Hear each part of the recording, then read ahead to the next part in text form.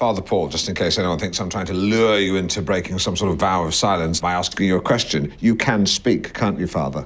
Well, I wouldn't be much of a spokesman if I never spoke. Catty! I like that.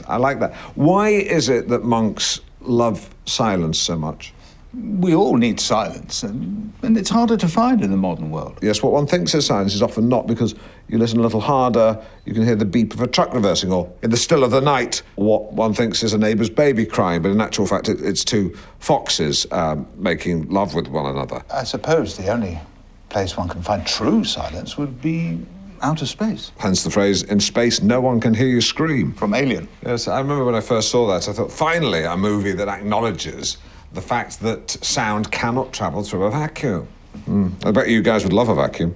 It'd save the brothers having to sweep the floor. There's that cattiness again. I mean, you're clearly a character. You definitely are. From a Christian perspective, silence is a way of forming a deeper bond with God. Although some young Christians use noise in much the same way that sirens of Greek mythology would lure unsuspecting sailors onto the rocks, the young Christians will sing hymns whilst banging a tambourine, and in the confusion, you end up believing in God.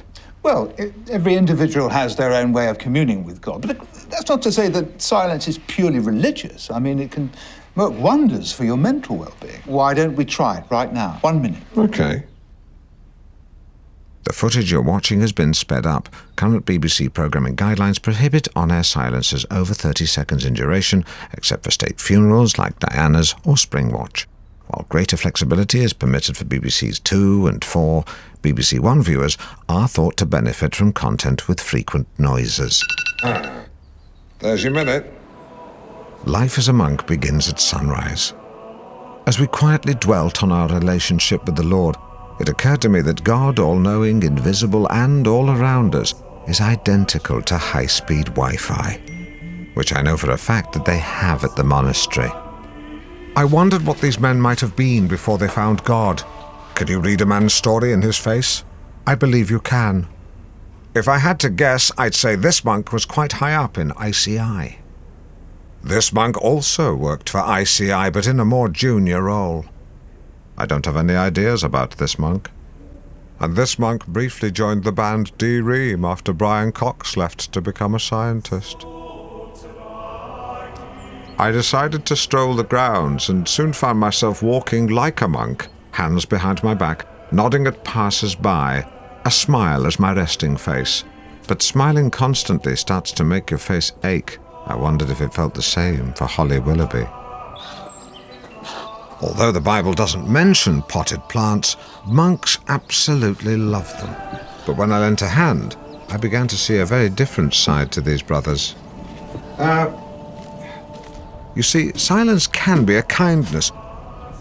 It can show courtesy to a fellow clay pigeon shooter. But anyone who's driven home with their wife after a row at a party will know that silence can be used as a weapon. Could the monks have been doing the same? It amused me to imagine I was in an institute full of angry wives in big brown dresses. But the more they pretended not to see me, the more I wondered if it was intentional.